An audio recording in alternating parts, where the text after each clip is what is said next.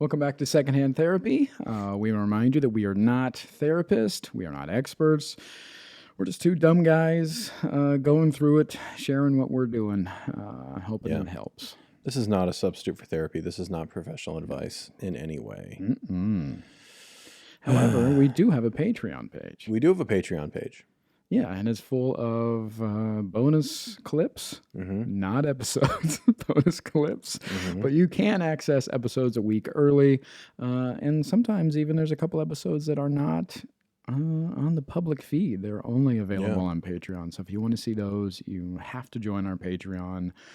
Merch discounts, all kinds of crazy stuff. Did you see, we did the $1 bonus thing? Somebody canceled that. Somebody canceled $1. They couldn't pay $1 a month. They couldn't give us a McChicken sandwich in $19.99. Yeah, $12 a year. When they were like, "Hey, I love the podcast." Not worth that. You're not worth $1 a month. Well, so if you're listening, fuck you. No. Here's the episode. No. $1? Be nice. I am being nice. Fuck you. That's nice. Here's the episode. Hope you enjoy it, you cheap fuck.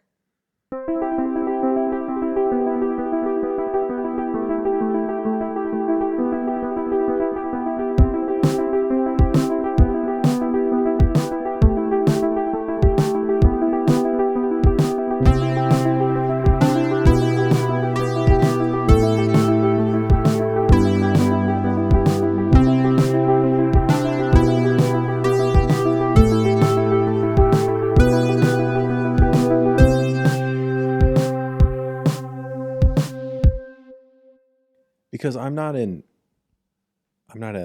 social media guy. You're not? I'm not. You knew this. Don't be surprised. Here's what I don't need to be, and that's patronized on the podcast. Now, not an Instagram guy.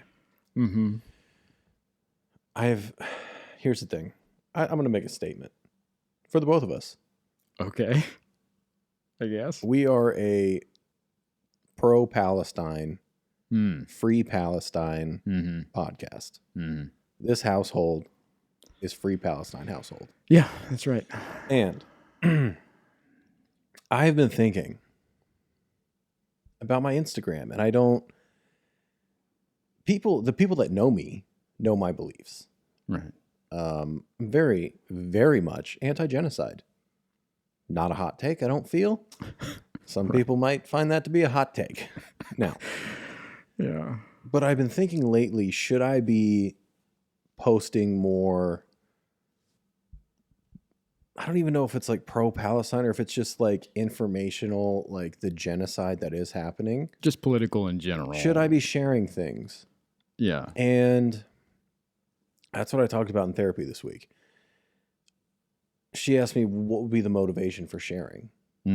And I think it would be that I just want to feel like I'm doing something to help. And that led me into this question of, does it do anything? Just because I have an Instagram and I have X amount of followers, does that mean I have a voice? Like, does me posting things, does it do anything? Does sharing the information do anything? And I don't know the answer. What do you think? Well, there's a big controversy happening right now. A lot of these celebrities are getting blocked and canceled because they're not using their voice. But obviously, we don't have 10 million followers. Yeah. We're not Lizzo. Yeah. I blocked her recently. Did you? Yeah. Bro, I blocked Lizzo, Really? Taylor Swift, Selena Gomez, Michael Rappaport. Bro, let me be honest with you. I gave my phone to my girl. I said, hey, block whoever. Because she's the digital guillotine or whatever they're calling it? Yeah. Yeah. She went through. She did it. So I blocked a lot of motherfuckers, and got to tell you, I'm into it. Yeah? I saw a headline that Taylor Swift lost 5 million followers overnight. Now, does this feel like you're doing something? Talking about it right now? No. I mean, blocking those celebrities, does that feel like you're creating the change that maybe you were wanting to create with speaking up about Palestine? I don't know. I definitely did a thing. I blocked somebody. I did a thing. And the algorithm, I've noticed that as soon as I block those people, all of the ads on my Instagram feed are those people's products. Skims, Rare Beauty, whatever Hailey Bieber's fucking makeup thing. It's all their shit. So then I block those companies and report those. So I can tell the algorithm still wants me to see their shit because they're big accounts and I'm sure they pay for boosting and stuff. So I think it does something. I don't know. Yeah. I don't know. Yeah, I believe in celebrities using their power and voice and that kind of thing. I don't know about smaller accounts. I don't know. I mean, I guess it does because when I go through my feed, a lot of my friends are posting about it, and that's how I'm getting my not all my updates, but a lot of my updates and stuff. Yeah. I have recently, not recently, back in February, I stopped listening to the news in the morning. I used to be a big NPR person. I would listen to Up First every morning, and I would listen to fucking, The Daily and all those things. But it just began to wear on my mental health, like starting my day every day with the never-ending war in Ukraine and this new genocide that we're doing and like all these things, like, and now it's Trump versus Biden again. And let's be clear, we're not doing the genocide. We're just funding it. Yeah. And so we're just paying for it. We're just paying for it. It's great. Yeah. So fucking disgusting. Yeah. So I was feeling really powerless. Yeah. I just had a big conversation with somebody about this. They're on the opposite side. And I was telling them that I think that a lot of people are feeling powerless right now because it doesn't seem like the things they're supposed to be working aren't working. Yeah. Even the peaceful protests don't work. You're looting stores. That doesn't work. Yeah. You're not voting or you're voting. It doesn't fucking work. Yeah. We still have term limits, all these things. We're still stuck with Trump and Biden, all these things. And then you storm the Capitol. Hey, that didn't work. So, like, what are we supposed to do? And back to your question of like, okay, now we blocked a bunch of celebrities and I post about it on my feed. Like, is that what we're supposed to? Like, what works? What is it? Is it maybe it's a combination of all those things, but it doesn't feel that way. I'm feeling very powerless. Yeah. It feels like the system that they designed is working the way it was supposed to work. Yeah. Yeah. We are the workforce. We work. We feed into the bigger picture of the people that control us. Yeah. It's a broken system. America is a scam, dude. It's the biggest fucking lie. Yeah. Oh, man. Anyway. I stopped engaging in politics and posting about politics a few years ago. I used to do it all the time. I was really into it. Even as recently as like during the pandemic, I was like posting and trying to change hearts and minds and do my part and having hard conversations with people. And, we were doing a live show for many years where we were trying to meet in the middle with people on both sides and start conversations. And yeah, it goes back to that feeling powerless. Like we have turned into just a lot of people talking at each other and nobody's talking with each other. And it's just noise right now. And everybody with a phone has a voice. Yeah. The fucking guy in his car yelling at you. Yeah. It has the same power as the person you're watching on the evening news. Like we're just scrolling and every 7 seconds you're getting a new opinion. Yeah. I've also I've tried to really cut down on TikTok and especially in the mornings because not even a political thing. It just like whatever gets into your brain first thing in the morning really changes your fucking day. Yeah. It's exhausting. So anyway, talked about that. Yeah. And like, do I have a voice? If I have a voice, what I want to do. And that kind of led into like if I had the means, if I had the money I needed to have and the time I wanted to have, and I could design my life to be whatever I wanted it to be, what would that look like? Like, would I be at a protest every day? Do I think that does something? That kind of thing. Mm-hmm. And that was a weird question. Like, if I could do whatever I want with my time, like the scenario we came up with was like, if the podcast is doing well enough that it pays all my bills, we have a producer or somebody that does the editing and posting. Like, all we have to do is show up and record, go to therapy and record. All we are is talent. What would my life look like? And I thought about it, as I do. I think too much. Yeah, and I thought it would, like, I would want to spend a decent amount of time doing philanthropy. Like, I would love to volunteer at an animal shelter, like 1 or 2 days a week. And then I was talking about how I have a lot of compassion and empathy for loneliness and that feeling of regret when you've wasted time. Because I've had times in my life where I go to work, I come home, watch TV, go to bed, get up, go to work, come home, watch TV. And I look and like a year has gone by. Yeah. And I have that realization of like, what the a fucking year of this? How did that happen? And I was thinking about that. And I know how defeating and terrible that feels to realize it now. And that kind of led me to, I think I'd like to like volunteer at like an old folks home, because I'm sure there's loneliness in that. And I'm sure there are people in those homes that are near the end of their life and they look back and they're like, what the fuck did I do with my life? Yeah. And I have a lot of compassion and empathy for that. So like, I'd like to volunteer in an old folks home, just fucking hang out and do whatever they want. Yeah. I like to be one of those people that like, I'm also a very staunch believer that a truly great meal is one of the best parts of life. Like oh man, like I would love to like once a week, like make a meal, like a 3-hour, like everything from scratch, learn how to make a thing and do that. Or like fucking learn how to bake bread, even if I just give it away to people. I don't know. Like, I think that's what I want my life to look like. And then I'm like, okay, if all that happens, if all that stuff with the podcast one day happens, is that what I end up doing?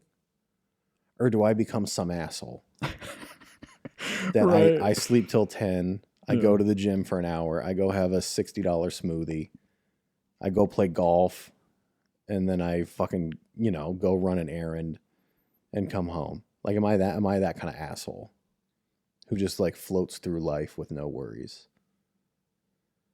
And I'd like to think I'd be the first one. Would it be wrong if you were a mixture of both? Probably not. I think if you have a good balance, but I also man, fuck, I love to be lazy. God damn, there are a few things I like to do more than doing nothing. Yeah. I fucking love it. So I don't know. I would love to like be the person that does do philanthropy a few times a week and like does like make a great meal and like learn to appreciate the creation and things. And maybe like spends a day painting, or like I finally do go try pottery. Yeah. What's stopping you from implementing some of these things? Man, I like to be lazy. Yeah. You're not listening? Besides that. Yeah. Honestly, I have really been trying to find a pottery class. They're so expensive. Yeah. Yeah, I can't make it make sense right now. So I am going to try to find some like paint and stuff, and maybe some like fucking canvases or something on LinkedIn, or not LinkedIn, OfferUp or Craigslist or something. Yeah. To get like some cheap art supplies so I can I do, because I need, what the fuck is stopping me? Yeah, or like making a meal once a week or even once a month. Yeah. Something like that. I do a good steak. Yeah. Make a nice steak. Make a nice steak. I got that reverse sear on the ribeye. But yeah, all that shit. Yeah, what's stopping me? Yeah. This podcast is a lot of work. Yeah. It's a lot of work. I do say there's a lot of joy in like cooking for people though. Whenever I make like my little crock pot chicken or like my banana nut bread, stuff like that, like I really enjoy doing that for it's never for me. I'm not like you know that. Like I never eat the fucking chicken and stuff. I'll have like a piece of it or something. But like that brings me joy. There's something about making something that you can share. Yeah. And it's kind of, even you look back at the pandemic and like, what was everybody doing? Painting, baking bread, getting groceries for each other. Like that is the root of human essence, is like your community and creating. Mm-hmm. That's what we are hardwired to do. Yeah. Love each other and create things. And we have fucking lost sight of that, man. And it bums me out. Yeah. It bums me the fuck out, dude. Yeah. I don't know. That led us, we talked about purpose. Are you feeling powerless or small, or how does that? I've always felt small. Yeah. I've always felt insignificant. Because these are pretty grand ideas. Are they? Yeah, genocide and genocide. Yeah, that's and everything else. Yeah, these are big world, out of your kind of hands problems. Yeah, I don't know that there's anything in my life that I can do to stop a genocide. I don't know that. That's why, like I think we talked about with Gabby, like, you know, my girl and I, we go to the water drop on Skid Row. Yeah. Like, there might not be anything I can do to stop the genocide that's happening, but I can damn sure go hand water to 200 homeless people. Yeah. Like, I can directly impact some people in my community. And I try to reframe it like that is in my control and I can do it. Yeah. And yeah, I don't know, man. I've always kind of felt as individuals we're insignificant. This planet is insignificant, man. We don't fucking matter. How do you feel about when people come together, though, for the greater good? Do you think there's power in that? Yeah, if it can happen. Yeah. We're so divided. What's the number one strategy to control people? It's divide and conquer. Yeah. And the government has done that to us. Republican and Democrat, it's not real. It's a way to split us up so we're fighting with each other while they go do all their shit. Yeah. If we could just get on the same fucking team. Yeah. But we can't do it because everybody has to be right. Yeah. Everybody has to be right. Yeah. The conversation I was having, and they brought it up, that they said that things were so different. It used to be way easier back in the day that, you know, they were bringing up old times. And they were saying that they were blaming on like media in general about what they're feeding us, which of course, but I brought up a point, which was what I was talking about earlier, how I think a lot of us forget that a lot of this is created because everybody has a voice now. Literally everybody has a fucking TV studio in their pocket. Mm-hmm. And they are able to just put out whatever they want. Yeah. And that's how loud it's getting, is everybody's just talking at once right now. And I think that's an issue that we forget about when we're talking about this division and everything like that. It's because, people are finding their communities, and sometimes that's great online. Sometimes you do. You find people you believe the same things, you align politically and all these things, and this is great. But then also the other side of things is like January 6th, where those people all found each other and they were like, this is a great idea. So it's good and bad. It's open for everybody. And it is dividing us. It is when not everybody needs to be heard. Yeah. And I also think there's a big problem with people not knowing what they believe. And then they go on their phone and they see a thing and they're like, that makes sense. And they see another thing like, that makes sense. And then they form their beliefs on this regurgitated information that they don't know where it came from. They don't know if it's true, but then they just go spewing it out because they want to feel like they have something to say. Or included. Yeah. People want to feel heard and they want to feel included. Because they see shit on their phone. They think that's real. They think that's the life. They think that's what the world is doing. That's all fake. It's all a performance. But then you see it and you want to be that. You want to be seen. You're like, damn, this guy said, and I watched it, and it has 1 million likes. Yeah. That could be me. And it's just like, bro, fucking figure out who you are. Yeah. Why? What'd you talk about in therapy? I don't want to do this. So what did you come around to this? What's the answer to this bigger idea? And I don't know. It's kind of something I've talked about before in here. Is just finding things that the way my therapist put it was doing things that make you feel glad. And I was like, to me, that's finding things that bring you joy, and like spending time with loved ones, people I care about. Yeah. I'd love to do more philanthropy. I need to. I'd love to do more creating. Yeah. Just for the sake of creating. Like, this is a job. I enjoy it. I wouldn't do it if I didn't, but this is a job. Yeah. Yeah, I need to spend more time finding things that bring me joy. Maybe, figure out what I think my purpose is.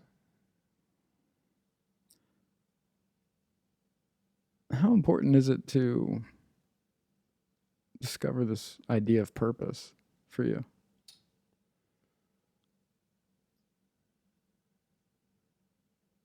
I don't know yet. I don't think it's going to be a defining thing for me. I think it's going to be more of a sense of direction and belonging more than anything, than a title or a definitive thing. You feel like you're just free falling? No. I just think I'd like to have more intention behind the way I spend my time. Yeah. Sometimes I really enjoy having a day with no intention. Yeah. I'm just doing what I feel like doing. But I think in the bigger picture, I should have more intention with what I want to do with my time, especially my time that I have. Yeah. I've been thinking about that recently too, because I can't believe I'm 41. Yeah. And I keep looking back at like, where did it go? What have I done? Yeah. What am I doing? Yeah. And what am I going to do? Like, what is important now? Mm-hmm. I also have, we've talked about this too. I also have like this invisible clock ticking in me about racing against my father's death. He died right as he was like just a few months into turning 47. So I always think of him as like 46. Yeah. And I just turned 41. And for some reason, I'm like, we got 5 years left. What are we doing? Yeah. I'm like, hey, man. No, you don't. You're going to make it to at least 50. Well, we'll see. Yeah, you're right. 48? Dude, you're going to be so fucking old. It's going to be obnoxious. I don't know, man. But yeah, I keep thinking about that. Like, where did it go? And where am I going? Mm-hmm. It's been on my mind a lot. So where are you going? To buy a gun. America. You ever been there? I don't know, man. Guns and drugs. That's what we do. It gets overwhelming for me. There's so much that I want to do. Yeah. And, well, now with my medication, hopefully I'll get some of it done. Yeah. Yeah. I don't know. I also look at projects too that I've been like wanting to do for years and how I saw myself being involved in them, and that's shifted to being like, oh, I've aged out of a couple of those things. Where I'm like, oh, I can't play that part, or I can't be that person, or I don't look or feel like that character anymore, and that's a weird one for me. You know what acting is, right? You don't got to feel like the character because it's a performance. Yeah. Handsome 30-year-old man wakes up disheveled in bed, and here's my 41 bald ass like, whoa. Like, that's not going to happen. Yeah. Yeah. What'd you do in therapy this week? Oh, buddy. Well, speaking of giving yourself a little grace and a little intentional time, Sunday was Mother's Day. Sunday was Mother's Day. Did you call your mom?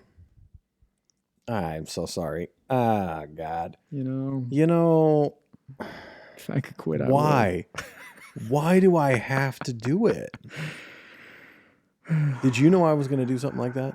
No, I didn't I always either. think you're going to be better than that, but I you know, me always too. disappoint me. Yeah, and now you're talking like my father. Hey. Okay, go ahead. I'm so sorry. I'm so sorry. Yeah, it crept up on me. I didn't realize that Sunday was, Mother's Day. Yeah. Didn't think about it till it happened. Yeah, and I had plans. I was like, I'm gonna hike. I'm gonna do these things, and I was giving myself a little grace, a little time. I was like, I'm not gonna I'm gonna give myself a free day. Yeah. But I do want to hike because that's what I usually do, like on Mom's birthday or my birthday. These kind of events come up. Mm-hmm.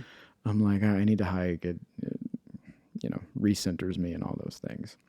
And I got to tell you, frozen all day. Yeah. Stuck. Yeah. I got dressed and went downstairs to the parking garage 3 separate times and walked to my car and then went, nah, fuck that. And then immediately to go hiking? To go hiking, to go for a walk, to get food. 3 separate times I went down there to be like, all right, let's go. Couldn't do it. Got dressed, got shoot, you know what I mean? Like, yeah. Laced up the shoes, filled up the water bottle, like, fucking let's go. Did you get in the car? No, not once. Couldn't even open the door. Wow. Mm-hmm. And every time I would come back upstairs and I go, you know what? That's okay. It is. Give yourself some time, whatever. Good for you. And then later in the day, I'd be like, come on, man, what the fuck? Yeah. Let's go. Especially, I went like... That grace only lasts so long. Yeah. Isn't it shitty? Yeah. Yeah, it's so temporary. And I went like 8 or 9 hours without eating. Yeah. And I just didn't want to make anything. Yeah, and that's also normal. But yeah, go ahead. Yeah. And I was just like, I have to feed myself. Yeah. I need food. And so... I went 8 or 9 hours without eating. Yeah. Yeah. Yeah. A lot of people do that. Yeah, go ahead. I'm not intermittent fasting or anything. Also, yeah, normal. Yeah. Go ahead. Anyway, you think people go 9 hours without eating? For sure. You know what sleeping is, right? I know that's not what you're talking about. Yeah, for sure. I think sometimes people will get up, have breakfast at 7, and then not eat again until 4. Yeah. It's not that abnormal. Well, it is for me. I know. Anyway, so I get dressed again to go get food. Can't do it. And I sit out on that balcony. And the sun's going down. Well, the sun's almost down for a bit. And I realized that I hadn't talked to Mom all day. Damn. Mm-hmm. And so my therapist asked me too. She said, she goes, when you talk to your mother, is it all in your head or do you say it out loud? I'm like, oh, it's out loud. Mm-hmm. It is like a phone call, And so I sat on the balcony and realized that I hadn't talked to her all day. And so I started talking to her. What did it feel like when you realized that? A little guilty. Yeah. Yeah. Yeah. Because I was so focused on myself and getting through my day that I didn't think about her. Even though it was all about her.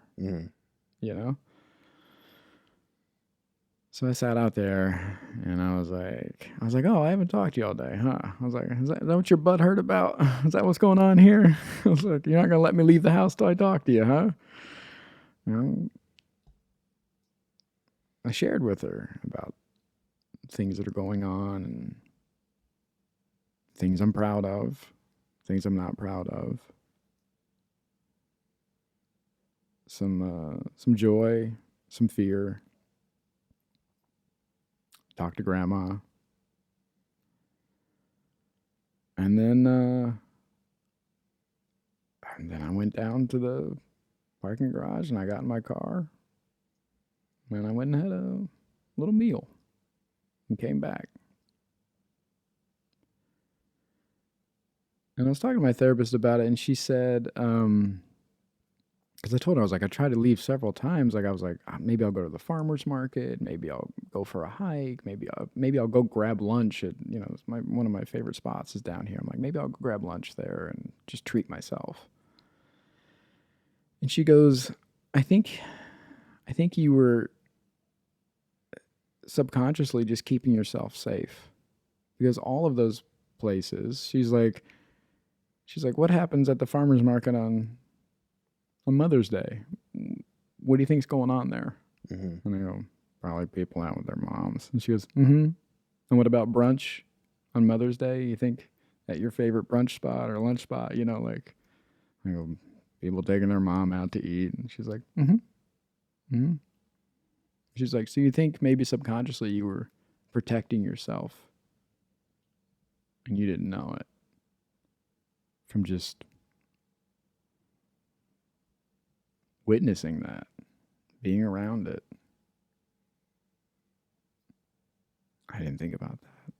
What do you think? Absolutely. Yeah?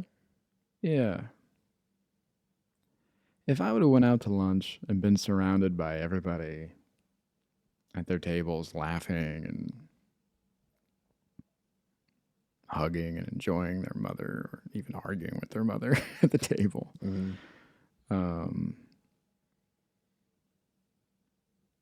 that hurt. Yeah. It hurt real bad. The farmer's market, especially something as unique as that farmer's market that I go to, because like a hike or something like that, my mother could never do. Mm-hmm. She had a lung disease, and she could barely do the 13 stairs we had at the house. But if she were to come visit, I would have taken her over there,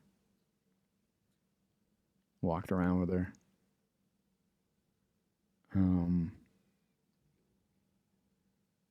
But she never came out.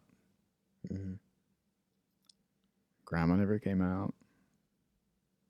Wayne never came out. None of my family has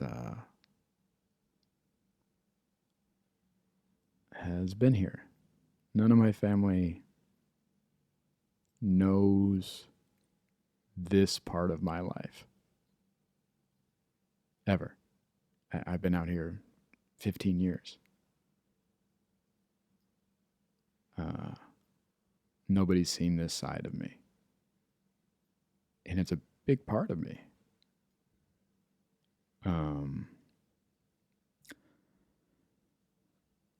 Yeah.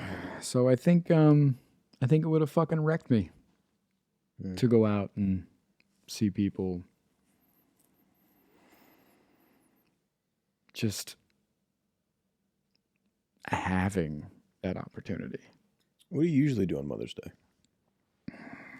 Usually working.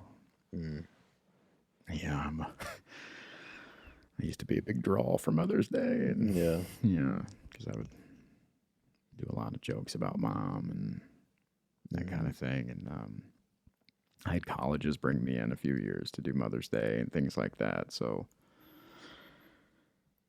but usually on those events like my birthday, Mother's Day, her birthday, Christmas, those things, I usually will make food.